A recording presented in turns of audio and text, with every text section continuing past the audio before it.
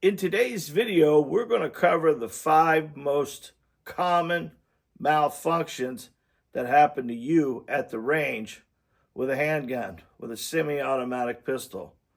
Majority of the time, people don't understand that that firearm is a machine that needs to be oiled and maintained.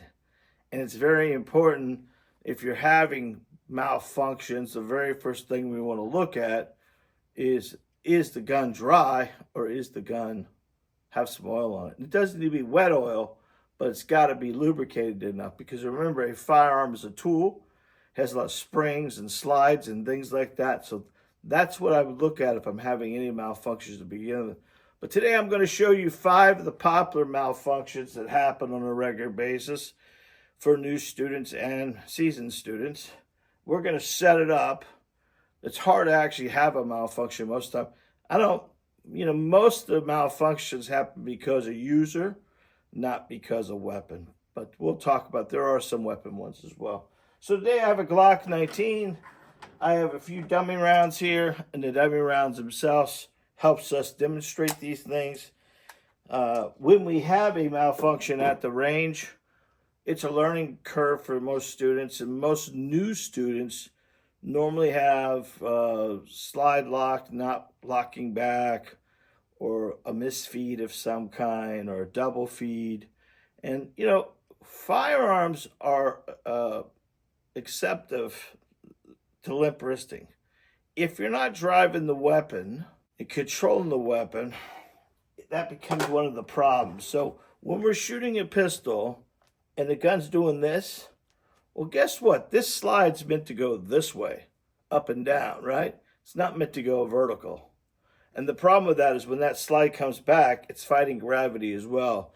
So driving the weapon properly is probably one of those things that will solve a lot of your problems or malfunctions at the range.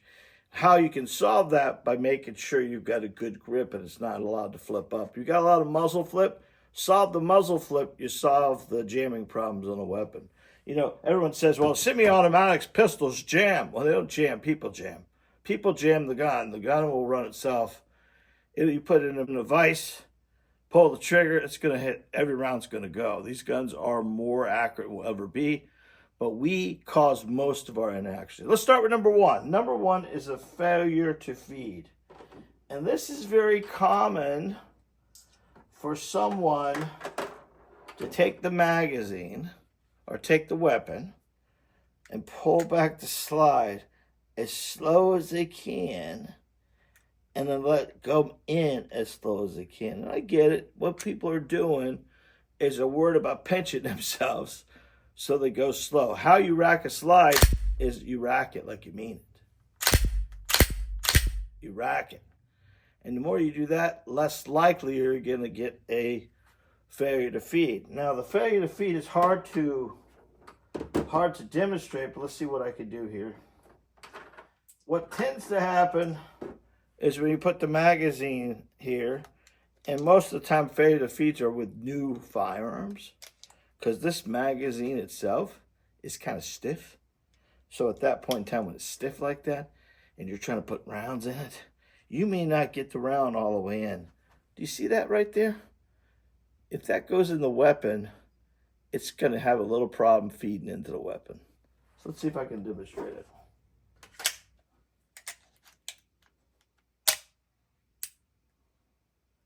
All right, there we go. There we go. See that right there? See how I run that slide very slowly? And at that point in time, look at the front of the gun. So how do we solve that problem? We solve that problem by dropping the magazine and then racking the slide to get that round out of there. It's the easiest way to do it. Because if we were to rack that all the way back, we'd get a double feed. And I'll show you that here in a second. Another one that happens a lot is a failure to eject. And this is it's going to be hard for me to demonstrate this one, but you've all had this happen to you, where you most likely are limp wristing, and the bullet itself doesn't come out, but it's got another bullet trying to go in. And that causes a lot of that failure to eject. Failure to eject is normally fighting slide flip. The weapon is flipping, and it's causing a lot of problems there. How we solve that is by locking our pecs out, men. Women, use your back muscles and drive the weapon forward, and you would not have that. Another one would be failure to fire. Now, how that happens is we rack to put the weapon in. I'm going to put it in like I'm putting it around in, and you put it up in front of you, and you hear the click. Well, you know you racked the slide, you know you saw the round go in, and it did not fire. Well, first and foremost, I would want to check to make sure that the magazine was almost all the way in. Very common for people to put the magazine in, but not deep enough. So we want to tap it in the back. And then we're going to rack it. And then we're going to check it. By check, make sure the round's there. Okay. And then we're going to fire. That's a very common one when people don't seat the magazine. So what we want to do is we put that, rack it back as hard as we can, and then if we hear a click, well, then we want to tap, rack, and press. And that'll get you that point where you can see if it's going to be in the area. Now, obviously, if you're pressing, you better make sure the weapon's downrange. Tap rack is a way to make sure the magazine is seated. Because what I showed you before was I'd put the magazine in, but I did not hear the click. When you put the magazine in, you better hear that click. And then when you pull it back, you rack it hard, and then you can visually. Now, I normally just watch when I see it. Now, you can always check it too by pulling it back and verify the round's in there. Very common for new students to have a failure to feed because of the way it lays out. Yeah. All right, now the next one is a good one because this happens a lot, and this is called a double feed. And a double feed is one goes in, and then we're going to pull this one back. Let's see if I can get this in. Yeah, okay. Of course, on camera, you never can get a double feed. Double feed is one going in and one being on top. So let's see if I can get this down. I'm going to put one in the chamber. And what the double feed really is you got one in the chamber and you got one in the magazine, and it feeds into each other. So there we go. Do you see that? You got one in the chamber and one hitting the back of the chamber, and that is a double feed. Now, double feeds are very common with limp wristing as well, right? It could cause dry gum, could cause a lot of different stuff. Now, how do we solve this? Now, if I tried right now to get this magazine out, what we have is we have a problem because this spring, this spring itself is pushing that bullet up, and this right here, this bullet is pushing in that.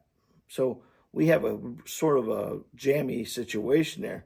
We cannot. So what we need to do is we need to take the pressure off of this weapon and drop the magazine at the same time.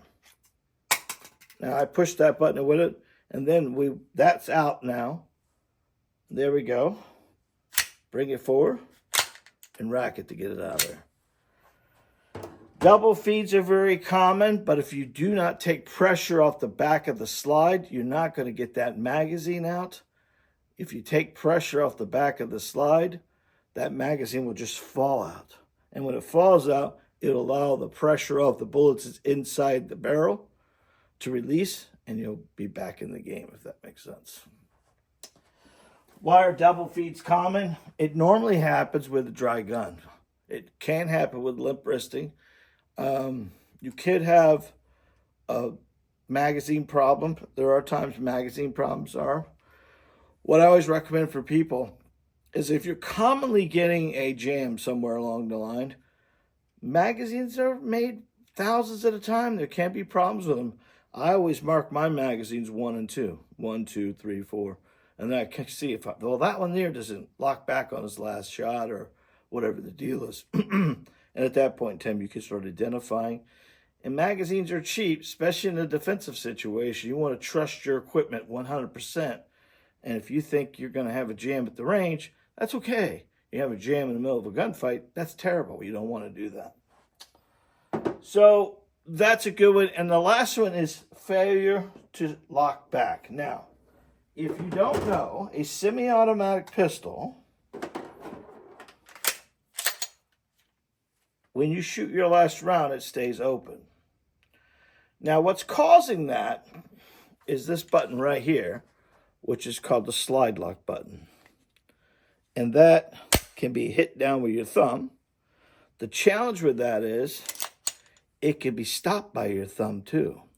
So remember, when we've got the proper grip, we want to make sure that we're not touching this. And the guys with big hands sometimes hold that for it doesn't slide lock back. And then at that point in time, the weapon would come back to you, even though it had, you only have 5 rounds in it, and it would not be at slide lock. We want the weapon to be at slide lock to verify it's empty and everything else like that. So we want to check it. But a lot of times the range, fire, fire, fire, fire. I touch this slide lock button or impede this slide lock button, and then all of a sudden it doesn't lock back. Those are common malfunctions that happen. You're going to have a malfunction at the range sooner or later. You got to identify them and kind of figure out how to solve them. All right, let's take a look at these. We have number 1 is failure to feed. Number 2 is failure to eject. Number 3 is failure to fire. Number 4 is double feed. And number 5 is does not lock back or slide lock. It doesn't lock in a slide lock. Each and every one of these are common problems for new students and seasoned students. And we just got to know how to solve them. The more we have a problem and we can identify it, the easier it's going to be for us. I can tell you this, sooner or later, your gun's going to fail. What are you going to do about it? And you must know these 5, because these 5 are commonly the problem at the range. You don't want to have the same common problem in a gunfight. We have to trust our weapon. That's why we have to shoot enough to understand if I grab 1 magazine and 1 pistol, it's going to work. We don't want to guess about it, if that makes sense. Guys, I'm a firearms instructor, and I specialize in you. And I want to give you a free ebook. The ebooks down below, what are they about? They're about grip. They're about stance. They're about trigger control. They're about sight picture. They're about sight alignment. Everything a new or seasoned student would need, they're right here. And you pick one of those books, put it in the cart, and put free book at checkout, you're going to get it for free. Guys, these books are $2.99. They're on sale. They're regularly $3.99, so it makes them 25% off, and I just want to give them to you to get them out there and let you guys enjoy them. Once you've got that book and you enjoy it, I appreciate you making a comment about it. That would help me out tremendously. And if you want to add a few more into the cart, I'm okay with that as well. Until next time, guys, God bless, be safe, and remember, you are your first line of defense. Check out this video I got coming up, where it's going to talk about trigger travel and how to become more proficient with a pistol. We'll see you.